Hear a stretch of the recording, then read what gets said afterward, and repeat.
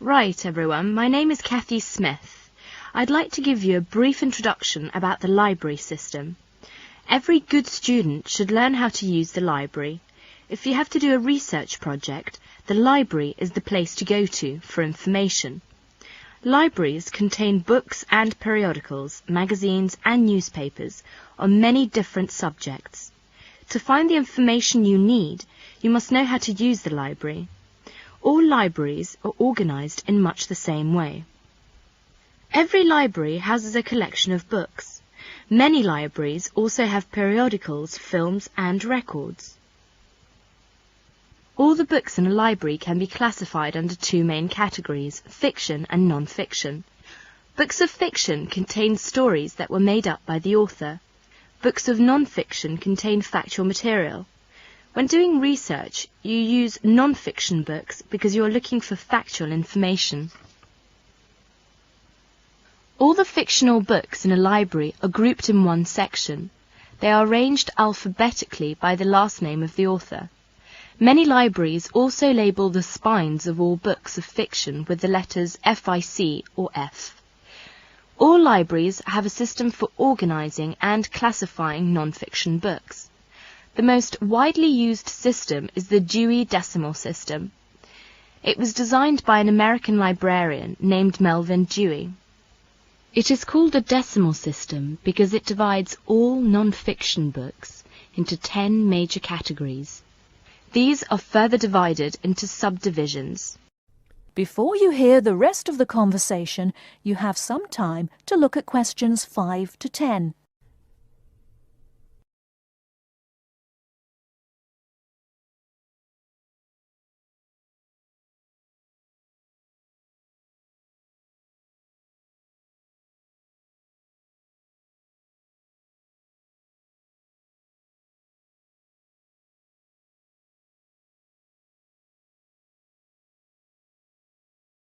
Now listen and answer questions 5 to 10.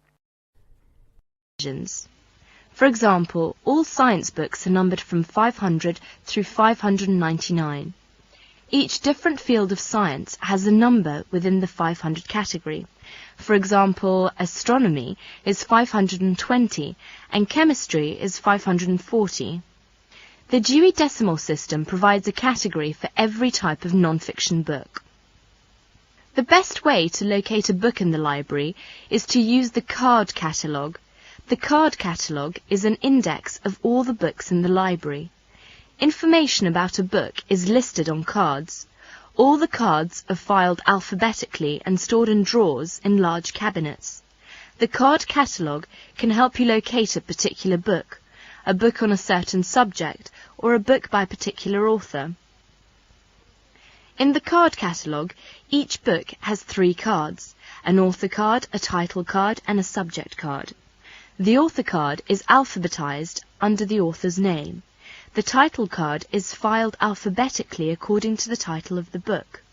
The subject card is filed alphabetically under the name of the subject of the book. In many university libraries, they use their own Biblitus cataloguing system or the microfiche system.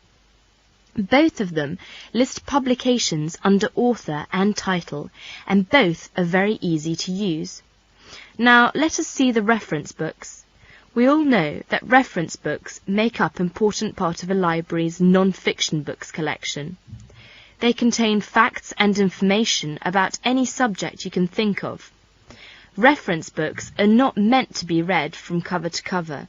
You should use them when you want important facts and information about a particular subject. Let's see some major types of reference books. First, dictionaries. Dictionaries are books that list and give the meanings of the words in a language. They also give the pronunciation of words in a dictionary which are listed alphabetically. Second is encyclopedias. Encyclopedias are reference books that provide factual information about people, events, places and subjects of lasting interest. Each article is written by a specialist on the topic being discussed. An encyclopedia usually consists of a number of books arranged in a set. The volumes are arranged in alphabetical order according to the topic of each article. Letters are stamped on the spine of each volume to indicate the alphabetical rang of the topics in each volume. For instance, if you wanted to find information about the moon, you would look in volume 8 of the encyclopedia pictured here. Next is atlases. An atlas is a book of maps. It may contain many different kinds of maps. The maps in an atlas are often arranged alphabetically by country or continent. Almanacs are also a type of reference books. An almanac is a book that contains recent statistics and summaries of information on a wide variety of topics. It is published annually. Information is listed alphabetically by subject. Indexes are alphabetical lists of names, titles and subjects that tell where information about each can be found in other publications. For example, the Reader's Guide to Periodical Literature can help you find magazine articles that have been published about a particular subject. It will give you the names of publications that have carried articles about the subject, the dates and volume numbers of the particular issue in which the articles appeared. You should be aware that reference books may not be taken out of the library under any circumstances. They are used only in the library. That is the end of part 1. You now have half a minute to check your answers.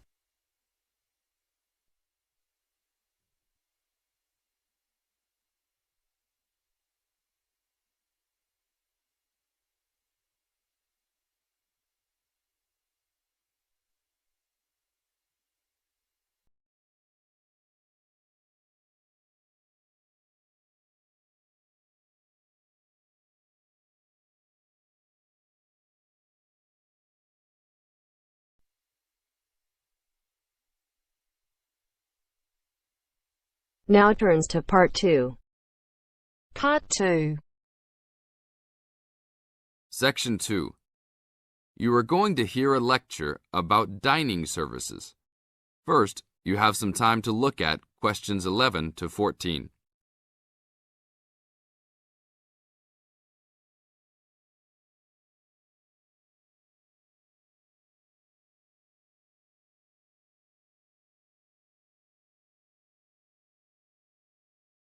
Now listen to the tape and answer questions 11 to 14.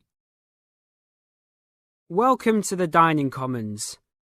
This is the newest facility on campus, and I'm proud to say, also one of the best.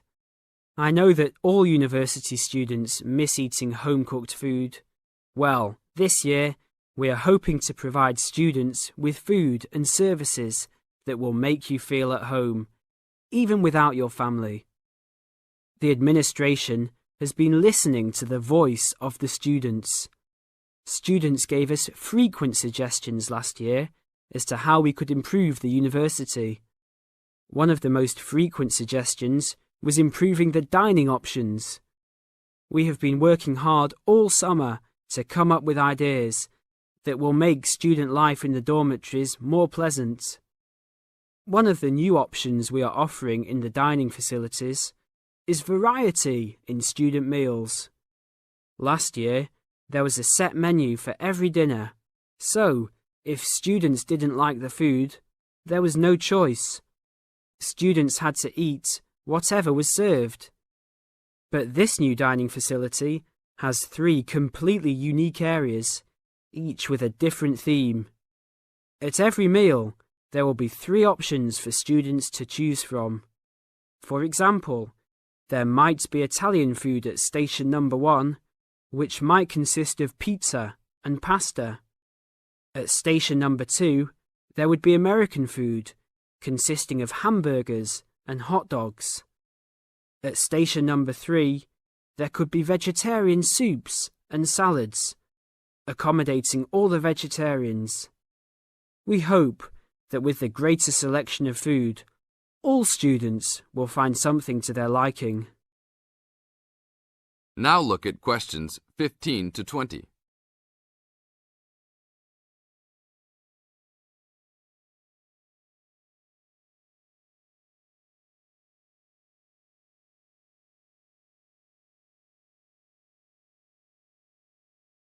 Now listen to the tape and answer questions 15 to 20.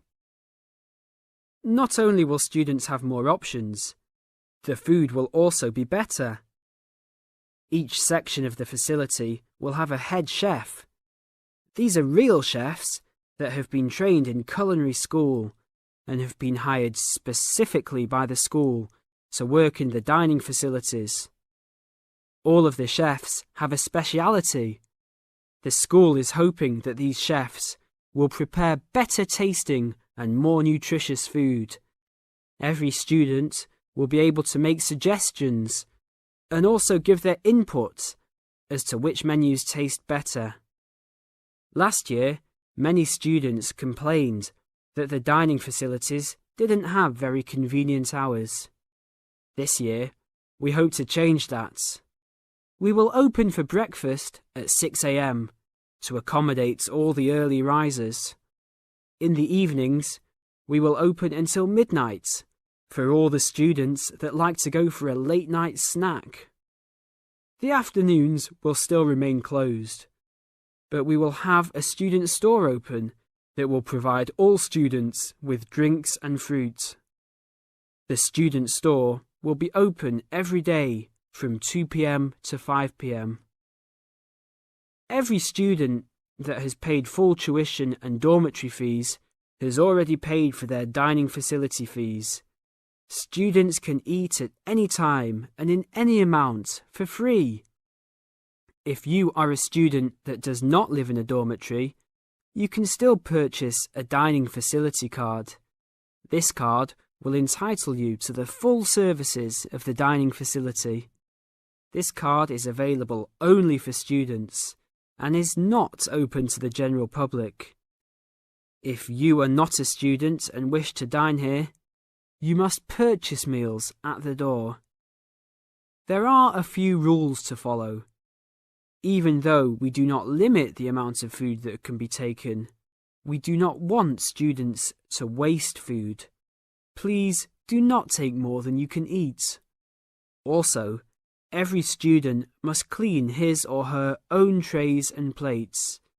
We will provide plates and trays for student use, but please do not abuse these items. Please do not leave your plates on the tables.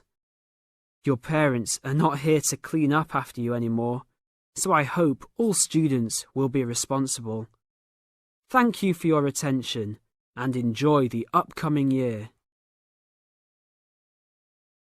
That is the end of part 2. You now have half a minute to check your answers.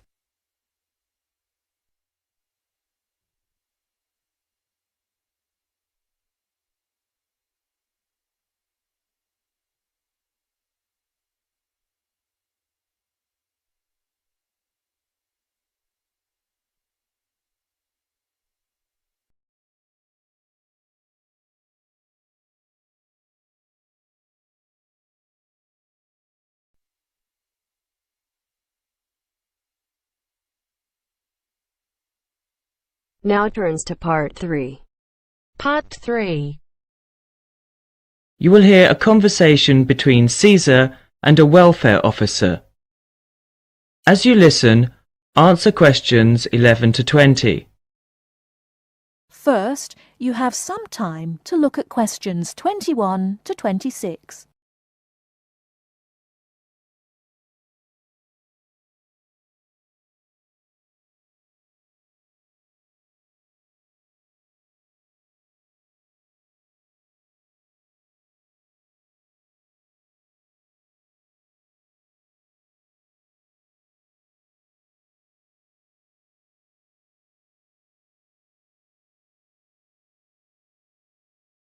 Now listen carefully and answer questions 21 to 26. Good afternoon. My name's Cesar Bautisto. Hello, I'm Wendy, one of the welfare officers. Can I help you? Yes, I have to move out of my accommodation in 2 weeks, and I can't find anywhere else to live. Okay, I'll need to know some details about your current situation. I'm an overseas student from the Philippines. The college gave me a temporary room for 1 month. I can't find anywhere else, and I have no money. Have you told the college about your position, or asked them to let you stay longer in your accommodation? No, not yet. I didn't think that would be possible. Well, we can contact the accommodation service on your behalf to see if they'll let you stay a little longer, until you can find an alternative. Thank you. But I'm not sure that I can find another place, as they all ask for money before moving in, and I don't have any. Yes, it is usual in this country for landlords to ask for up to a month's rent in advance. Don't you have any money at all? Hardly any. I'm waiting for my grant cheque to be sent from the Philippines at the moment.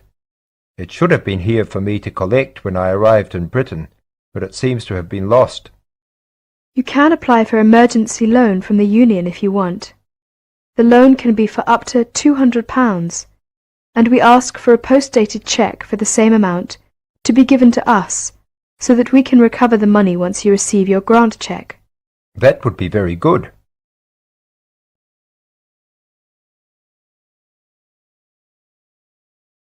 Before you hear the rest of the talk, you have some time to look at questions 27 to 30.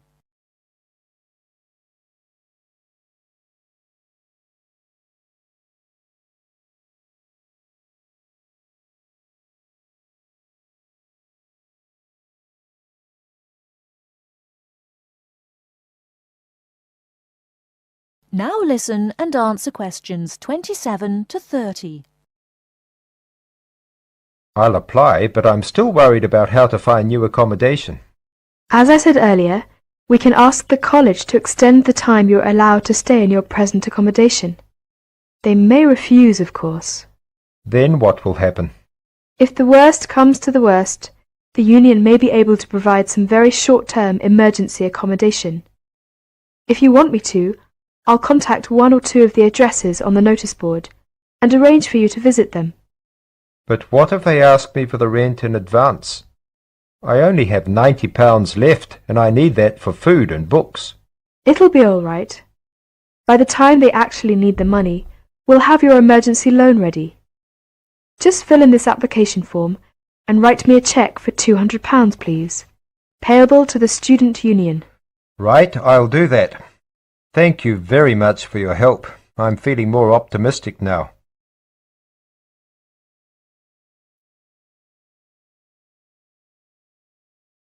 That is the end of part 3. You now have half a minute to check your answers.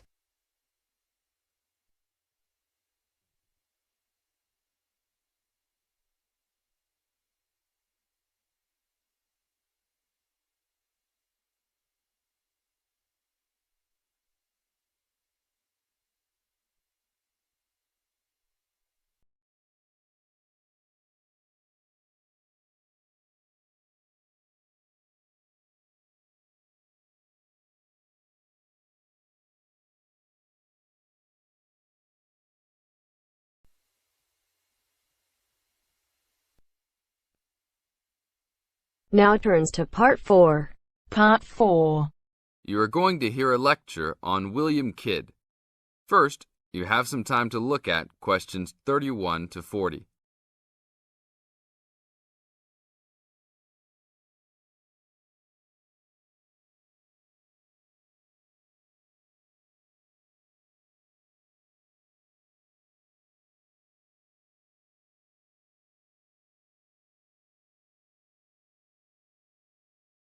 Now listen to the tape and answer the questions. A Pirate Story, William Kidd. William Kidd, who was better known by the name Captain Kidd, was a 17th century British privateer and semi-legendary pirate who became celebrated in English literature as one of the most colourful outlaws of all time. Fortune seekers have hunted his buried treasure in vain through succeeding centuries. Kidd's early career is obscure. It is believed he went to sea as a youth. After 1689, he was sailing as a legitimate privateer for Great Britain against the French in the West Indies and off the coast of North America. In 1690, he was an established sea captain and shipowner in New York City, where he owned property. At various times he was dispatched by both New York and Massachusetts to rid the coast of enemy privateers. In London in 1695, he received a royal commission to apprehend pirates who molested the ships of the East India Company in the Red Sea and in the Indian Ocean. Kidd sailed from Deptford on his ship, the Adventure Galley, on February 27, 1696, called at Plymouth, and arrived at New York City on July 4th to take on more men. Avoiding the normal pirate haunts, he arrived by February 1697 at the Comoro Islands off East Africa. It was apparently some time after his arrival there that Kidd, still without having taken a prize ship, decided to turn to piracy. In August 1697, he made an unsuccessful attack on ships sailing with Mocha coffee from Yemen, but later took several small ships.